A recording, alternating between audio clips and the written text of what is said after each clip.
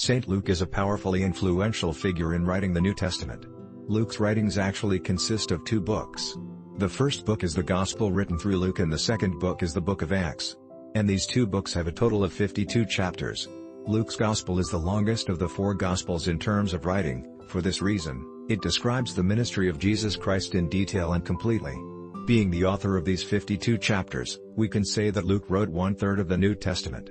Luke's friend and colleague Paul also wrote a third. The third Gospel has always been attributed to Luke. It has always been called the Gospel of Luke. It has never been given another name, and it has never been said that it was written by someone else. When you talk about the Gospel of Luke, then you get to the 1st century and then to the 2nd century, which was a generation after the Gospel of Luke was written, and they all said the same thing. The Gospel was written by Luke. Even the heretic Marcion in 135 CE. The beginning. Until the day when he gave the Spirit to the apostles whom he had chosen. He was lifted up by the commandment of all goods. Now what is he saying here? He is saying that the third Gospel was written by me. For Theophilus. Then hear him saying, O Theophilus!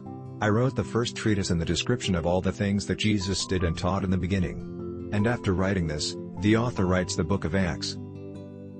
So the result is that whoever wrote the book of Acts also wrote the third evangelical statement.